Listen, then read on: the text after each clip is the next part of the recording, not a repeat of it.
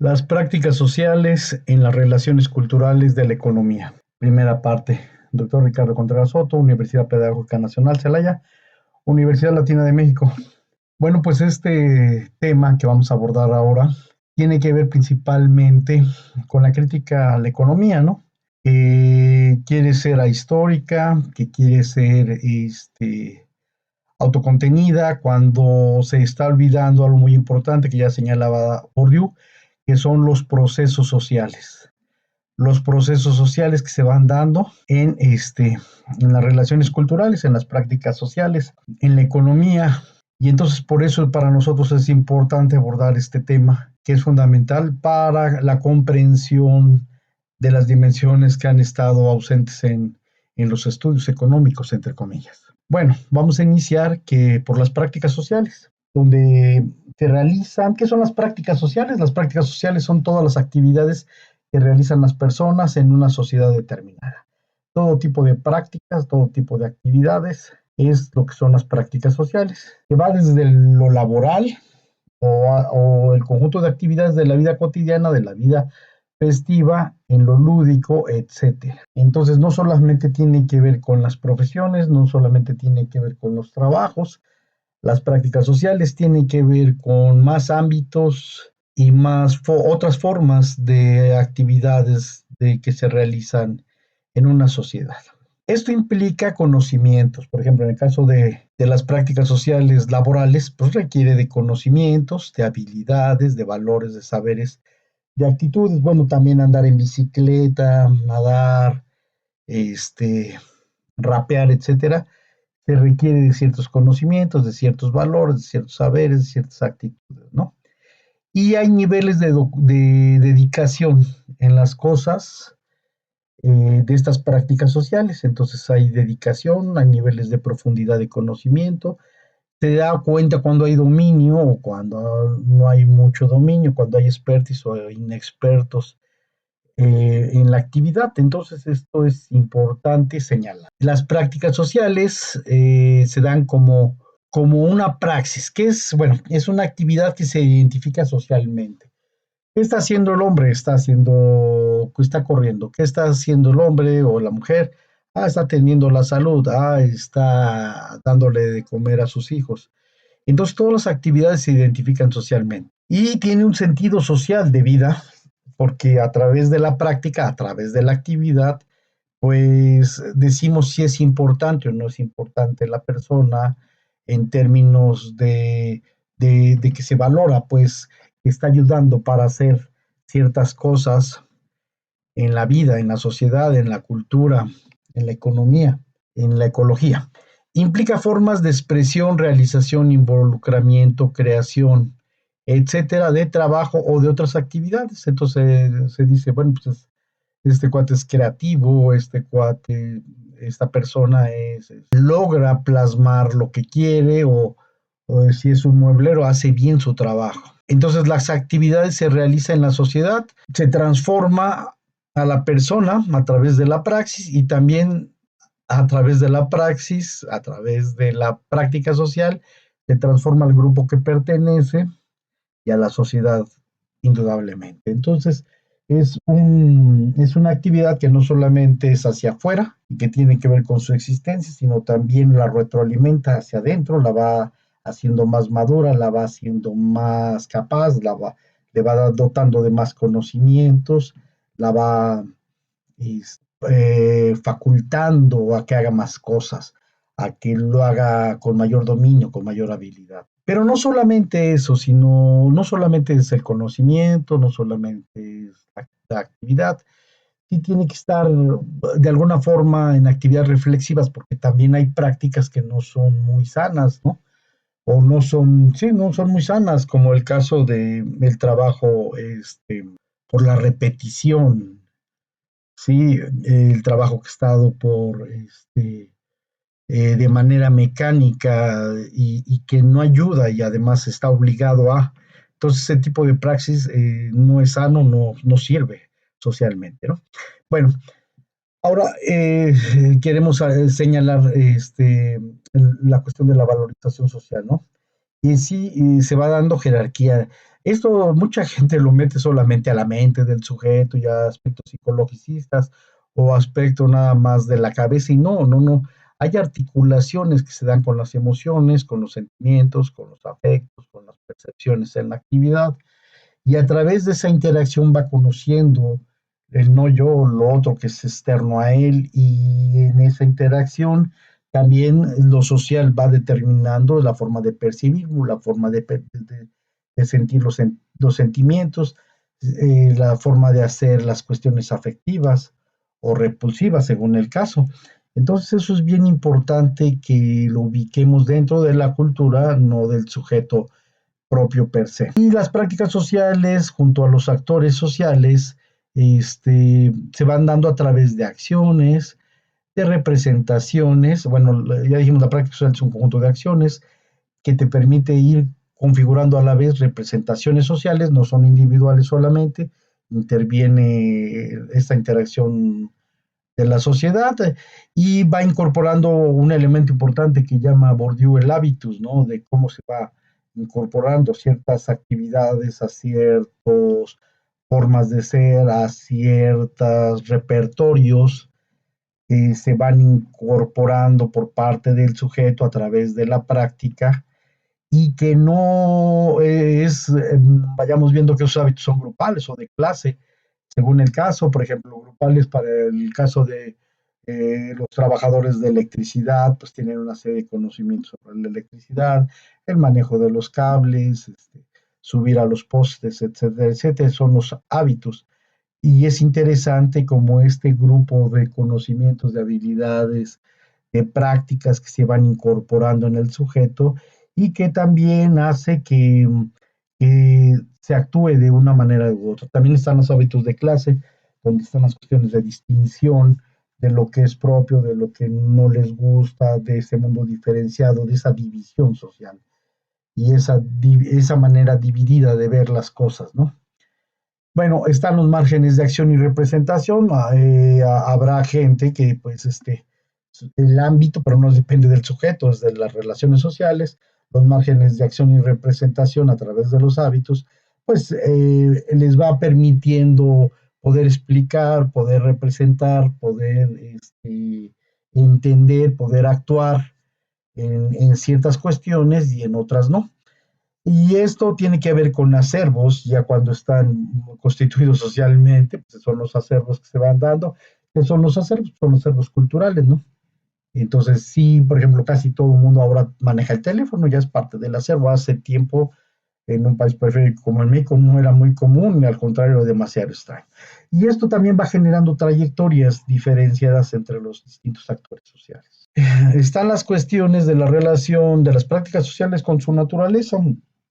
Era lo que antiguamente se llamaba hombre y sociedad. No, son prácticas sociales. Entonces, ¿qué prácticas sociales? ¿Cómo representamos nuestro medio? ¿Cuál es la relación con nuestro medio? ¿Lo cuidamos, no lo cuidamos? ¿Lo vemos como recurso en el sistema capitalista y por lo tanto es privatizador y por lo tanto es mercancía, pero no vemos el bien y la articulación y lo orgánico que es la naturaleza, los animales que están ahí y por lo tanto pues no tenemos cuidado o escondemos la basura o drenamos abajo de la alfombra o drenamos los desechos sociales al río y nos desentendemos de eso y peor los desechos industriales que son tóxicos o muy venenosos. Entonces, esta cuestión que tenemos de representación con la naturaleza es la relación de las prácticas sociales y en este mundo que vivimos. Y es importante retomarlo porque lo vamos a estar señalando en muchas de las actividades económicas. También, ¿qué implican las prácticas sociales? Pues, está dentro de algo que se llama la división de trabajo. Entonces, hay una gente que va a ser zapatero, va a haber una gente, bueno, históricamente hay formaciones históricas, entonces hubo quien eran cazadores recolectores y otra gente se quedaba a cuidar la aldea. Posteriormente, los cazadores empezó a haber sociedades agrícolas simples, ya después unos se dedicaban a eso, cuando se descubre parte de la minería, pues va a haber otros que van a trabajar en la minería, otros en la cerámica, otros van a estar cuidando a los animales una vez que se ha desarrollado la agricultura, y eso es lo que se va gestando en los momentos históricos, ¿no? Entonces hay distintas relaciones sociales como la de producción. Es importante señalar que hay una división internacional de trabajo actualmente, ya es en otra dimensión, ya es en el sistema mundial llamado economía mundo, y es importante pues que lo señalemos, al rato lo retomaré.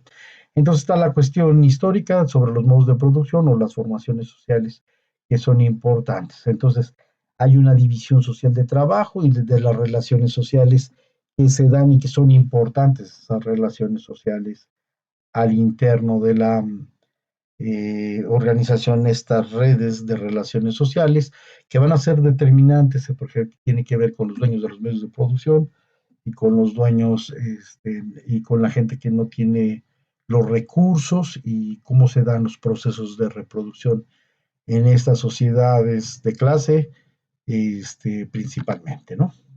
Hay algo que se llama las prácticas sociales y los espacios culturales. Generalmente, para ciertas prácticas culturales se requiere espacios, condiciones, infraestructura, etcétera. Implica por lo general el espacio social donde se lleva a cabo la práctica. También nos ha tocado ver cuestiones de improvisación, porque no se tiene ese de los niños que nadaban en una pila para poder aprender a nadar. Entonces no tenían acceso a la alberca, improvisaban en una pila, se agarraban los pies, uno le agarraba los pies al otro y uno braceaba y después pataleaba, y así fue más o menos como aprendieron. Esta improvisación es importante entenderla tanto en la vida cotidiana como en la vida económica, porque vamos a ver cosas así de interesantes, ¿no? También implica institucionalización de ciertas prácticas, ¿no? Por ejemplo, en educación, pues está la educación primaria y consta de una serie de elementos que ha sido estandarizada y que ha sido tipificado, y que, por ejemplo, si no sabe leer y escribir, pues no ha pasado primaria, ¿no? O si no sabe hacer determinadas operaciones matemáticas, no ha pasado secundaria. Entonces, se ha instituido también las prácticas, los lugares y los niveles en los espacios culturales. Eso también es necesario. Bueno, pues están las prácticas sociales dentro de las prácticas culturales simbólicas. Y todo, ¿no? Desde sembrar la semilla, que tiene que ver con el inicio de la vida, o sea, no solamente es la actividad económica, como fríamente nos lo han enseñado, sino culturalmente hay representaciones en todas las actividades económicas, y esto es necesario para entender que hay dimensiones culturales en todas las prácticas económicas, históricas de distintos momentos, y simbólicas. Tiene que ver con el universo, tiene que ver con la muerte, tiene que ver con la comida, tiene que ver con la festividad, tiene que ver con los procederes históricos, tiene que ver con la cultura de masas, etcétera. Entonces, esto es importante que entendamos que atrás de las prácticas sociales hay prácticas culturales simbólicas. Ahora, estas prácticas simbólicas no es solamente lo que representan, sino que entran a patrones complejos, sobre todo en la sociedad. ¿Sí? Entonces, principalmente tiene que ver las prácticas sociales y los accesos culturales. Vamos a ver que hay grupos sociales que no tienen acceso, la gente pobre, por ejemplo, a nadar o a tocar piano o a saber danza contemporánea o clásica. Es muy difícil que entren, pues están a un nivel de restricciones y de accesos y de limitaciones económicas que no los dejan articular, y de valoraciones sociales, ¿no? Entonces, sobre todo esto se da en la estratificación social, donde hay mayor desigualdad, y hay sociedades que son sumamente estratificadas, donde hay una desigualdad social, cultural, económica muy dada, ¿no? Tiene que ver con estructuras sociales de clase, y también tiene que ver con las desigualdades culturales que se dan precisamente por los inaccesos o por las imprácticas que se dan. Entonces, pues sí, hay una escuela que la ha venido trabajando muy bien, y que es la escuela demológica de Alberto Chirese, italiana, que ha sido muy interesante lo que va proponiendo en términos de clases subalternas o de subculturas que se van dando. Y esto ha venido enriquecerse mucho con Michel Foucault, que ha trabajado las relaciones para poder saber, que tiene que ver con las prácticas que se dan socialmente, con las instituciones, con los sujetos, ¿no? Foucault dice que no existe relación de poder sin constitución correctiva de un campo de saber, ni saber que no suponga y no constituya al mismo tiempo unas relaciones de poder. Entonces, estas relaciones de saber-poder, de desigualdad cultural, de desniveles culturales y de subculturas que tienen que ver, van a ser esas prácticas sociales de relaciones de poder que se dan, en este caso, dentro del capitalismo. Y tenemos algo que se llama las prácticas sociales y las valorizaciones. Ya hemos hablado de las valoraciones que se dan a través de las cosas, a través de la gente y los sujetos. Voy a platicar, bueno, entonces hay cosas, ya hay actividades que pueden ser reconocidas, por ejemplo, ganar dinero. Pero si tú robas, entonces esa valoración de la forma de obtener dinero, pues va a ser no aceptada o va a ser un reconocimiento valorativo negativo, se conoce propiamente este hecho, ¿no? Pero quiero platicar una relación intercultural que sucedió y que puede ser, nos puede ejemplificar mucho, que es el caso del hijo de Philip Coulson, que andaba con todavía cuando vivía su papá, Jacques Cousteau, andaban en las Amazonas, entonces llegan a ver a un grupo indígena. Y entonces el buzo, esta persona que está haciendo investigación o es documentalista y está trabajando la cuestión de el Amazonas, sus ríos y su ecosistema, sale vestido de buzo. Los indígenas no acostumbrados o no viendo mucho de ello, no saben qué está haciendo él, no saben que él es un buzo, no saben que él es parte de una división de trabajo social y que puede ser investigador o puede ser un documentalista que está haciendo un trabajo.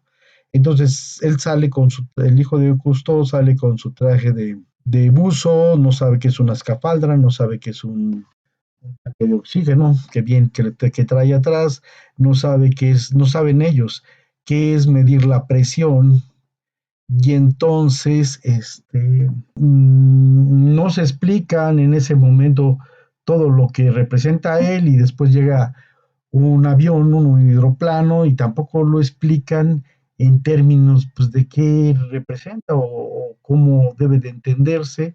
De la misma manera, los europeos hacen con las cuestiones de lo que llamamos chamanes, no sé si es bien correcto, los sukias o la gente que tenía el conocimiento en esa comunidad, ¿no? En esos grupos de las Amazonas. Entonces, hay un desconocimiento muy fuerte, no solamente como se ha manejado siempre con la modernidad y los grupos indígenas, sino también a la inversa, de los grupos europeos y lo que sucede. Entonces, estas prácticas de valoración y de reconocimiento social, pues no se reconoce, ¿no? La gente ve, pues, si llega otro tipo con un atuendo distinto, pues usted es igual a los otros, o no se ha dado cuenta, no se le reconoce que puede ser el médico de la aldea, o el chamán, o el sukia, lo que sea. Entonces, bueno, entonces si buscamos interculturalidad, pues es importante reconocer a los actores y reconocer las cosas que suceden. Y precisamente muchas de las cosas que describen los conquistadores, sus crónicas, etcétera, pues va a haber muchas cuestiones míticas, porque no van a alcanzar a entender que van desde los animales hasta las formas de organizarse, de representación simbólica de otras culturas. Ahí está la cuestión de las prácticas sociales y los accesos. Hay una intervención de participación social y esto es importante. Ya hemos hablado de la desigualdad, de los desniveles culturales, pero sí es importante que haya intervención de participación social en ciertas actividades, ¿no? Por ejemplo, estaba viendo en España el carnaval era una manera donde se involucraba a la gente, no era solamente exclusivo para la nobleza, es más, no era de la nobleza, era popular. Entonces había formas de participación social que eran muy importantes aquí en América Latina, en México es importante, todas las fiestas populares donde participa más la gente. Hay una valoración del conocimiento y de los saberes, esto es importante. Hay sociedades donde la articulación con la creación de los recursos y los recursos tecnológicos juegan un papel importante, y esto se da a través de la formación de las escuelas, de los espacios, del uso de la tecnología, de las empresas, las industrias, etcétera. Entonces, esto se da de manera relacionada, no son actividades aisladas, son actividades que sintetizan, hacen sinergia en actividades económicas. Están las prácticas sociales y representaciones culturales, y esto es importante, ¿no? Hay un orden simbólico que se da a través de las cosmovisiones, ¿no? Y también, bueno, pues la cuestión cosmogónica, cómo se va dando el conocimiento sobre las cosas. Entonces las cosmovisiones, cómo se organizan, cómo le dan un orden simbólico a ciertas cosas, qué va a ser más importante. Entonces, mientras que un árbol puede ser una cosa que a través de la que sacas madera, para un grupo social, la cosmogonía puede ser el hermano árbol y tiene un reconocimiento eh, de vida para otras culturas, mientras que en, en, el capitalismo y en todas esas culturas, pues instrumental va a ser algo para hacer madera y a través de la madera, pero no va a ser algo que tiene vida, algo que siente, algo que tiene un espacio de reconocimiento como en otras culturas. Entonces está el orden de las cosas, está una estructura ideológica indudablemente y también el papel de los imaginarios, que ya los abordaremos en otro momento con mayor profundidad. Entonces, ¿cómo está este orden? ¿Cómo está esta cosmogonía? ¿Cómo está esta cosmovisión? ¿Qué relaciones hay entre ellas? ¿Qué cosas se reconocen? ¿Qué cosas se desconocen? ¿Y qué es importante entender y tratar de entender no solamente la que nos da actualmente la sociedad norteamericana, el capitalismo, sino mucho antes también cómo estaba ordenada socialmente las sociedades, las distintas sociedades? Bueno, y efectivamente la cuestión de las prácticas sociales es muy importante. Yo creo que es más importante que el PIB, el Producto Interno Bruto, las prácticas sociales, ¿no? Entonces, se quiere que no haya COVID, bueno, pues entonces hay que hacer las inyecciones o hay que distribuir las inyecciones, hay que inyectar a la gente.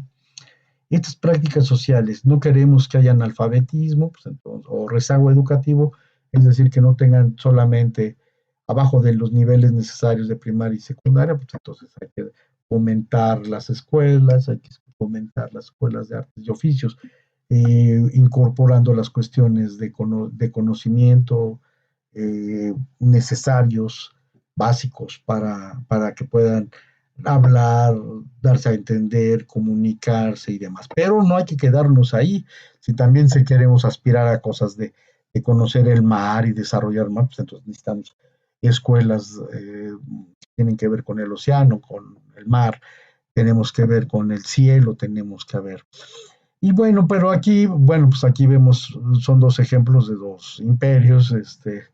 Estados Unidos pues, tiene formas sutiles de dominación y yo creo que se ha destacado muy bien por la dominación cultural que ha permeado a través de la televisión y todo lo más, y no solamente ha permeado, ha sido aceptada y además de buena manera. La gente se vuelve consumidor de sus productos, les gusta la modernidad y todo lo demás. En otra época era un poquito más tajante, se dividía lo que no era, lo que se veía como atentar a la cultura, ¿no? Se les quemaba, en el caso de la Inquisición, o se les colgaba a los indios, ahí se ven sus piecitos, ¿no? Y esta es una de las cuestiones que es muy importante, ¿no? En el aspecto cultural, que hay que mantener, que hay que reproducir culturalmente o que hay que transformar. Y esta es una muy buena pregunta que nos tenemos que hacer. Si vamos a seguir siendo súbditos, si vamos a seguir dependientes, si vamos a seguir siendo copyrights de las demás culturas o vamos a empezar a generar y a revalorarnos grupalmente todos nosotros sobre la sociedad. Y es importante que antes de que se inhiba podamos decidir y luchemos por decidir culturalmente qué sociedad queremos. Muchas de las formas de prácticas y de dominación cultural, pues es muy triste, es muy lamentable.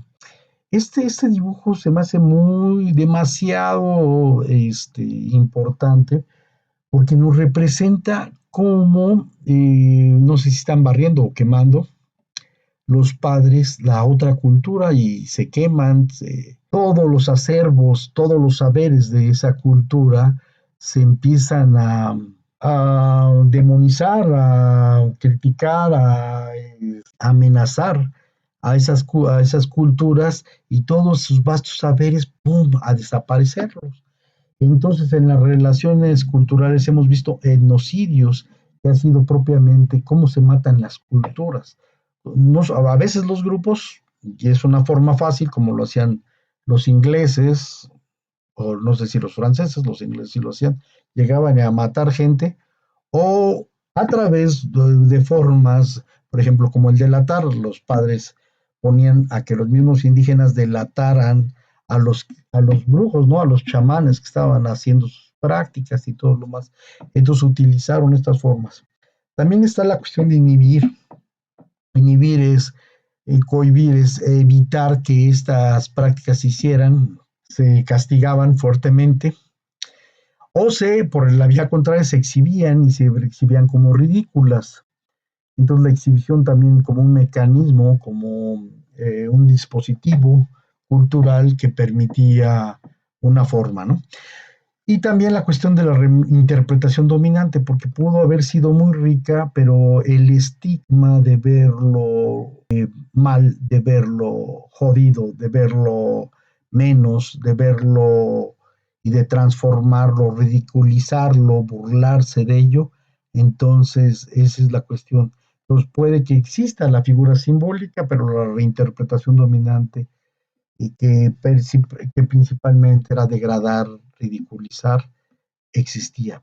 Bueno, pues esta imagen se tomó del lienzo tlaxcalteca y es muy interesante y muy representativo pues del trabajo que hicieron los sacerdotes aquí en América.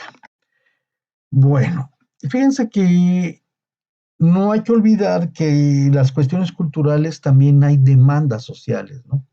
Entonces hay demandas de justicia, demandas de libertad, demandas de igualdad, por lo que acabo de señalar anteriormente, demandas de reivindicación, demandas contra formas de sometimiento, demandas de reconocimiento social, demandas de emancipación. Entonces, esto es muy importante para cuando veamos cuestiones culturales y cuestiones sociales, sobre todo donde está muy estratificada, hay mucha desigualdad social, etcétera, como en el capitalismo, entendamos estos elementos que son importantes. Bueno, ahora me voy a las prácticas sociales y a las subculturas. Poco a poco hemos venido exponiendo qué implicaciones hay en las prácticas sociales.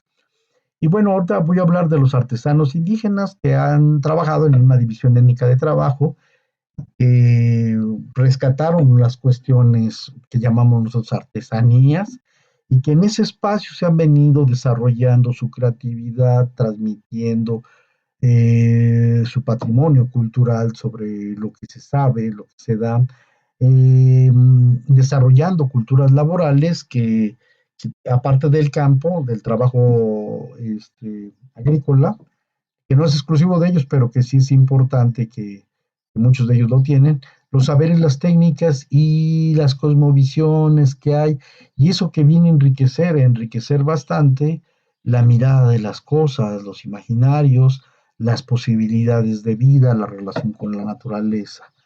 Entonces, por eso es importante y por eso no es nada más una actividad fabril, ¿no? Como la conocemos, que algo así que pones o pegas o quitas, ¿no?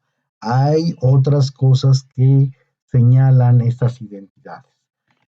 Muy bien, están los círculos laborales del campesino de temporal que vive, por ejemplo, a mí me tocó ver uno que vivía en Oaxaca, entonces en época de lluvia, pues preparaba la tierra y todo, cuando no era época de lluvia, pues se viene a trabajar acá de músico, de albañil, a las urbes, y entonces se vienen desde Oaxaca hasta Guanajuato a estar tocando, por ejemplo, el caso de mi amigo, con su banda, que era su familia, y con eso recibía dinero que permitía a la vez mantenerse con vida, pero también reproducir la actividad temporal como campesino allá en Oaxaca y su tierra.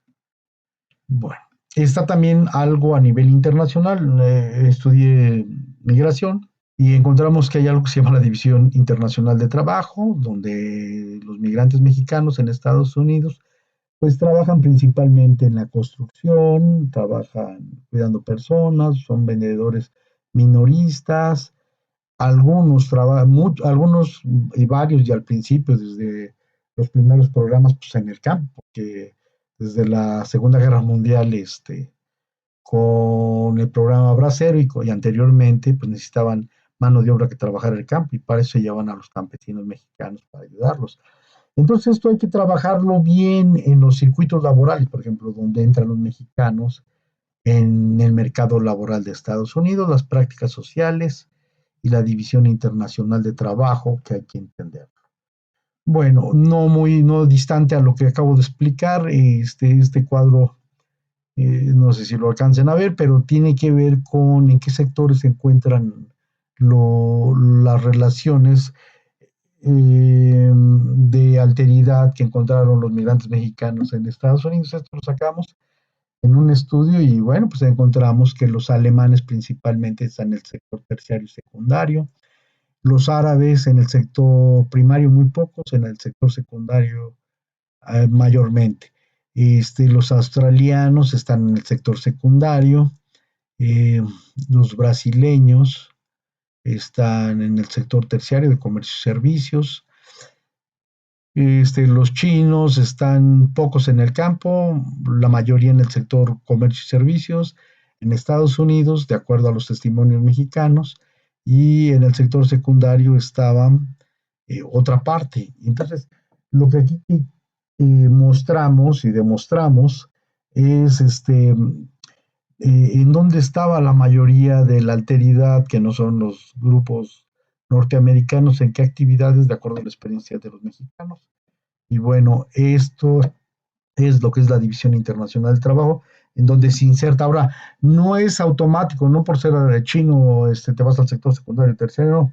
Tiene que ver también con los niveles de estudio, tiene que ver también con las tradiciones laborales, tiene que ver con muchas otras cosas. Y claro, con el reconocimiento del país receptor, porque si el país receptor no quiere, pues los expulsa, punto. Entonces, eso es importante señalar, ¿no? Entonces está el sistema mundial, las relaciones de producción, el mercado laboral y la organización de los sistemas disciplinarios como respuesta al interno de las organizaciones. Son muy rebeldes, pues los sacan, punto, y los regresan o no los quieren.